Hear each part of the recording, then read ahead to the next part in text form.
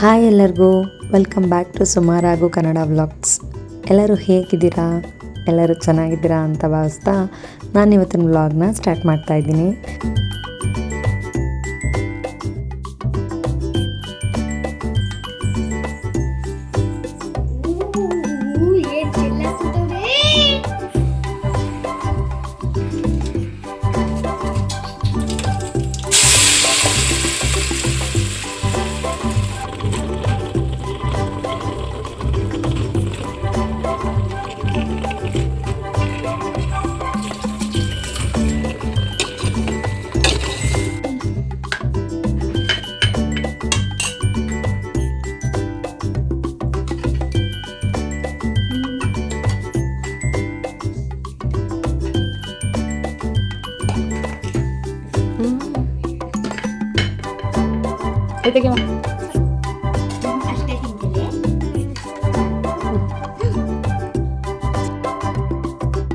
ಇದು ಬೆಳಿಗ್ಗೆನೇ ಬ್ರೇಕ್ಫಾಸ್ಟಿಗೆ ರೆಡಿ ಮಾಡ್ಕೊಳ್ತಾ ಇದ್ದೆ. ಜೋಳದ ರೊಟ್ಟಿ ಮತ್ತು ಆಲೂಗಡ್ಡೆ ಪಲ್ಯ ಮಾಡ್ಕೊಳ್ತಿದ್ದೆ. ದೋಸೆಗೆ ಮಾಡ್ಕೊತಾರಲ್ಲ ಆ ಥರ ಆಲೂಗಡ್ಡೆ ಪಲ್ಯ ಅಲ್ಲ, ಇದು ಚಪಾತಿಗೆ ಮತ್ತು ಪೂರಿಗೆಲ್ಲ ಚೆನ್ನಾಗಿರುತ್ತೆ. ಟೊಮೆಟೊ ಹಾಕ್ತೀನಿ, ರೆಡ್ ಕಲರ್ ಇರುತ್ತೆ. ಇವತ್ತು ಇಂಕಲ್ ಮಾರಮ್ಮ ಪೂಜೆ ಇತ್ತು, ಹಾಗಾಗಿ ಮನೆಯೆಲ್ಲ ಕ್ಲೀನ್ ಮಾಡಿಕೊಂಡು ತಿಂಡಿ ಕೂಡ ಬೇಗ ಮಾಡಿಕೊಂಡು ಪೂಜೆ ಎಲ್ಲ ಮಾಡ್ಕೊಳ್ಳೋಣ ಅಂತ ಬೇಗ ತಿಂಡಿಗೆ ಇಟ್ಕೊಳ್ತಿದ್ದೆ. ಈ ಹಬ್ಬನ ನಾವು ಊರಲ್ಲಿ ಕೂಡ ಮಾಡ್ತೀವಿ, ಬಟ್ ನಾವು ಮೈಸೂರಿಗೆ ಬಂದಾಗಿಂದ ಇಲ್ಲೂ ಕೂಡ ಮಾಡ್ತೀವಿ. ಮಕ್ಕಳಿಗೆ ಒಂದ್ಸಲಿ ತುಂಬ ಹುಷಾರು ತಪ್ಪಿದ್ರು, ಅಮ್ಮ ಆಗಿತ್ತು. ಆಗ ನಾನು ಆ ದೇವಸ್ಥಾನಕ್ಕೆ ಹೋಗಿ ಪೂಜೆ ಮಾಡಿದ್ಮೇಲೆ ಕಮ್ಮಿ ಆಗಿತ್ತು, ಹಾಗಾಗಿ ಆವಾಗಿಂದ ಹರಕೆ ಕಟ್ಕೊಂಡಿದ್ವಿ. ಸೊ ಪ್ರತಿ ವರ್ಷ ನಾವು ಬಂದು ಪೂಜೆ ಮಾಡಿಕೊಂಡು ಒಂದು ಕೋಳಿ ಕಟ್ ಮಾಡ್ತೀವಿ ಅಂತ ಹೇಳಿ. ಸೊ ಹಾಗಾಗಿ ಇವತ್ತು ನಾವು ಅದನ್ನೆಲ್ಲ ಮಾಡ್ಕೊಳ್ಬೇಕು ಅಂತ ರೆಡಿ ಮಾಡ್ಕೊಳ್ತಾ ಇದ್ದೀವಿ.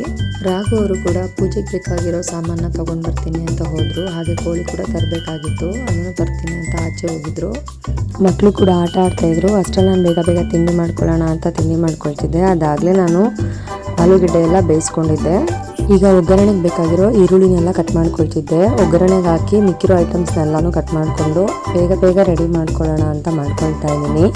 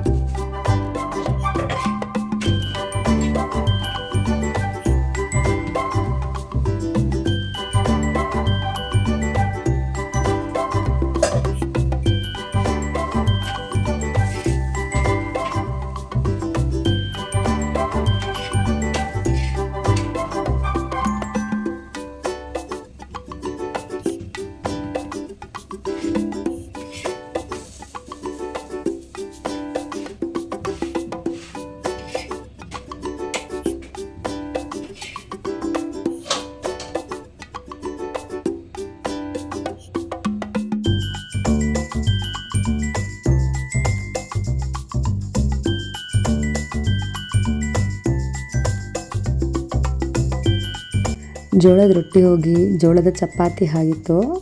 ಲಟ್ಟಣಿಗೆಲ್ಲ ಲಟ್ಟಿಸ್ಕೊಂಡೆ. ನನಗೆ ತಟ್ಟೋದೇನು ಅಷ್ಟೊಂದು ಸುಲಭ ಅನ್ನಿಸ್ಲಿಲ್ಲ. ಸ್ವಲ್ಪ ತೆಳುವಾಗಿ ಮೆದಿಸ್ಬಿಟ್ಟಿದ್ದೆ ಹಿಟ್ಟನ್ನು, ಹಾಗಾಗಿ ಅದು ನನಗೆ ತಟ್ಟಕ್ಕೆ ಬರಲಿಲ್ಲ.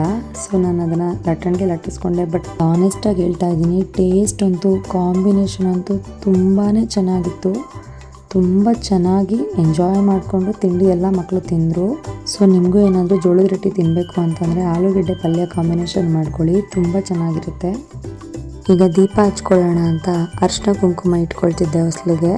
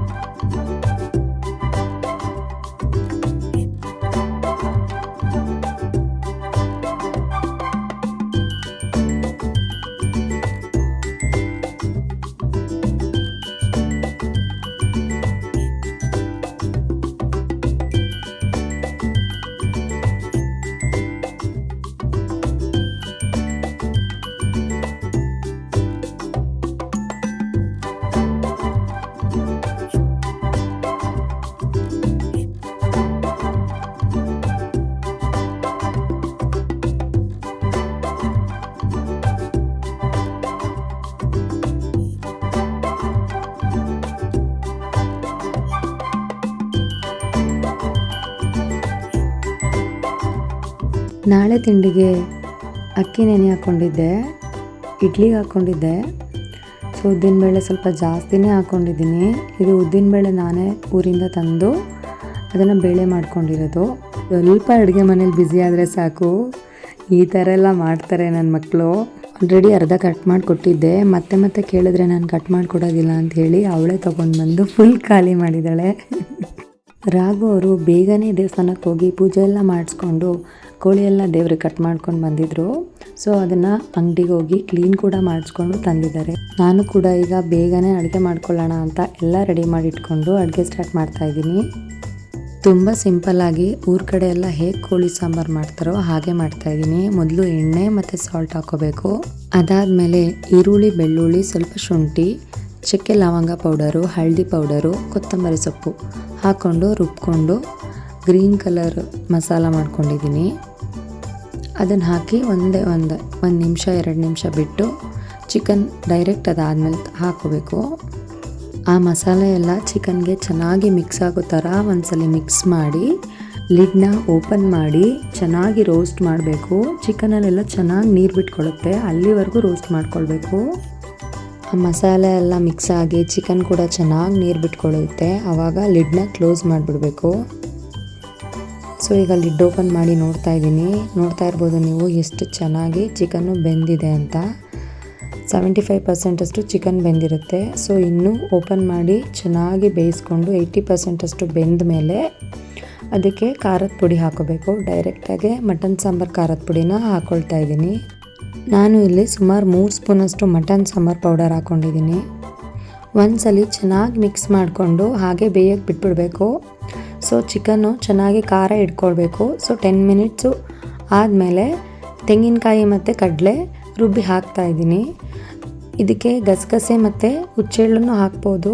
ಬಟ್ ನಾನು ಅವತ್ತು ಗಸಗಸೆ ಮತ್ತು ಹುಚ್ಚೆಳ್ಳು ಏನೂ ಹಾಕಿರಲಿಲ್ಲ, ಬರೀ ತೆಂಗಿನಕಾಯಿ ಕಡಲೆ ರುಬ್ಬ ಹಾಕಿದ್ದೆ. ಅದಾದಮೇಲಿಂದ ಕನ್ಸಿಸ್ಟೆನ್ಸಿಗೆ ಎಷ್ಟು ನೀರು ಬೇಕೋ ಅಷ್ಟು ನೀರು ಹಾಕಿ ಕ್ಲೋಸ್ ಮಾಡಿ ಇಟ್ಟಿದ್ದೆ. ಅದಾದಮೇಲಿಂದನೂ ಕೂಡ ಸಾಲ್ಟ್ ಎಷ್ಟು ಬೇಕೋ ಅಷ್ಟು ನೋಡಿಕೊಂಡು ಸೊ ಚೆನ್ನಾಗಿ ಕುದಿಸ್ಕೊಬೇಕು. ಸಾಂಬಾರು ರೆಡಿ ಆಯಿತು, ಅನ್ನ ಕೂಡ ಮಾಡ್ಕೊಂಡಿದ್ದೆ. ಸೊ ಇವಾಗ ನಮ್ಮದು ಊಟದ ಸಮಯ. ರಾಘು ಅವರು ಬೇಗ ಊಟ ಮಾಡಿಕೊಂಡು ಡ್ಯೂಟಿಗೆ ಹೋಗಬೇಕಾಗಿತ್ತು, ಹೋಗ್ಬಿಟ್ಟಿದ್ರು. ಅವ್ರು ಊಟ ಮಾಡಬೇಕಾದ್ರೆ ನಾನು ಶೂಟ್ ಮಾಡ್ಕೊಳ್ಳೋಕ್ಕೆ ಆಗಲಿಲ್ಲ. ಸೊ ಇವಾಗ ನಾವು ಊಟ ಮಾಡಬೇಕಾದ್ರೆ ಶೂಟ್ ಮಾಡ್ಕೊಳ್ತಾ ಇದ್ದೀನಿ. ಸೊ ಮಕ್ಕಳಿಗೂ ಊಟ ಹಾಕ್ಕೊಟ್ಟು ನಾನು ಕೂಡ ಊಟ ಮಾಡಿದೆ. ನಾನಂತೂ ಸ್ವಲ್ಪ ಟಯರ್ಡ್ ಆಗಿದ್ದೆ. ಬೆಳಿಗ್ಗೆಯಿಂದ ಕಿಚನಲ್ಲೇ ತುಂಬ ಹೊತ್ತು ನಿಂತ್ಕೊಂಡಿದ್ರಿಂದ ಕಾಲೆಲ್ಲ ಸ್ವಲ್ಪ ಪೇಯ್ನ್ ಆಗಿತ್ತು. ಚೆನ್ನಾಗಿ ರೆಸ್ಟ್ ಮಾಡಿಕೊಂಡೆ. ಅಮ್ಮ ಕೂಡ ಅಕ್ಕ ಮಕ್ಕಳು ಕೂಡ ಬರೋಕ್ಕೆ ಹೇಳಿದ್ದೆ. ಸೊ ಅವರು ಬಂದು ಚೆನ್ನಾಗಾಯಿತು ಹಬ್ಬ ಕೂಡ. ಹಬ್ಬ ಅಂದರೆ ಹಾಗೆ ಅಲ್ವಾ, ಎಲ್ಲರೂ ಸೇರಿದ್ರೇ ಹಬ್ಬ ಅಂತ ಅನಿಸುತ್ತೆ. ಇದಾಗಿತ್ತು ಇವತ್ತಿನ ವ್ಲಾಗ್ ಇಷ್ಟ ಆಗಿದ್ರೆ ಗೊತ್ತಲ್ಲ, ಲೈಕ್ ಮಾಡಿ. ಸಬ್ಸ್ಕ್ರೈಬ್ ಮಾಡ್ಕೊಳ್ದೆ ನೋಡ್ತಾ ಇದ್ದರೆ ಇವಾಗಲೇ ಹೋಗಿ ಸಬ್ಸ್ಕ್ರೈಬ್ ಮಾಡ್ಕೊಳ್ಳಿ ಅಂತ ಹೇಳ್ತಾ ಇಲ್ಲಿಗೆ ಈ ವ್ಲಾಗ್ನ ಎಂಡ್ ಮಾಡ್ತಾ ಇದ್ದೀನಿ. Thank you for watching. See you in the next vlog.